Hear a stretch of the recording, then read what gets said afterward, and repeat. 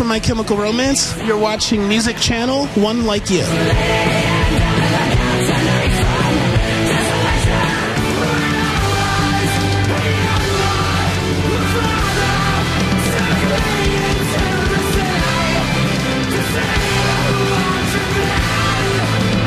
They said, oh, teenagers just believe enemies.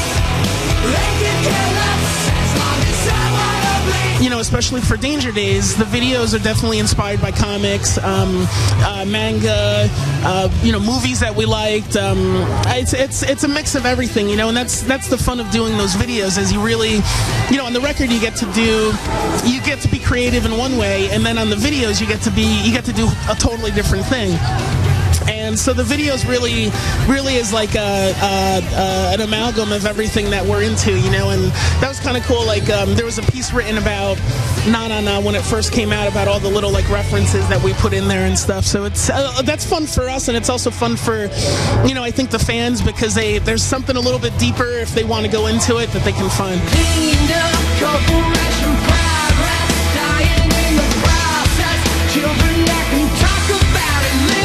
I think the music speaks for itself in one way, and you know, people can get enjoyment out of that, but if you look a little bit deeper and read some of the lyrics, you find another message there. To us, killjoys means anyone that goes against like the status quo, you know, tries to use their voice to stand up for themselves and you know, give a good message to people, I think. So also too, in, you know, the normal way killjoys is used as someone who likes to take the fun out of things, you know, and kind of take a positive thing and turn it negative. So we kind of put our own spin on it. We like it the other way.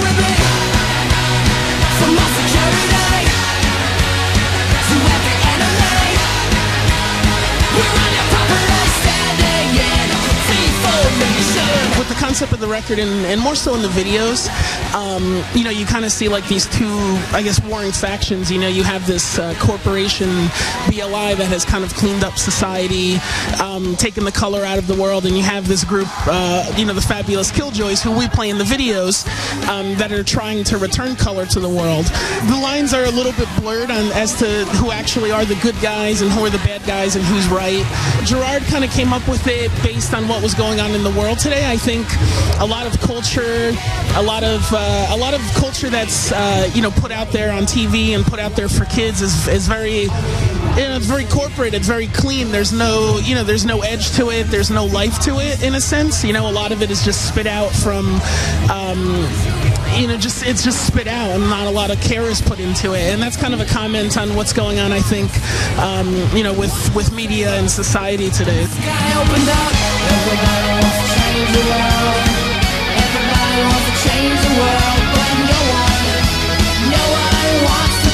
I'm trying to remember the year. I guess it would have been 2009 of December. We were mixing that record. It just wasn't coming together right. You know, something just didn't feel right about it. And we had the opportunity to go back in the studio with Rob Cavallo to record maybe one or two more songs for the record to kind of flesh it out. And the first song that we ended up really, you know, really going down the path and recording was Na Na Na.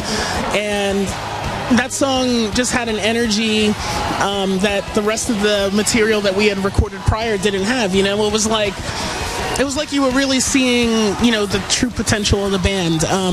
You know, one of our issues, I guess, is where we took a lot of time off, and you know, we kind of had to relearn how to be a band again. You know, everybody was kind of doing their own personal things, and we had to like relearn that. So, you know, we wrote a bunch of songs. Some of them were good, and then some of them weren't. So, you know, weren't as good, as it wasn't our best material. So, you know, I think we did the right thing by saying let's hold off.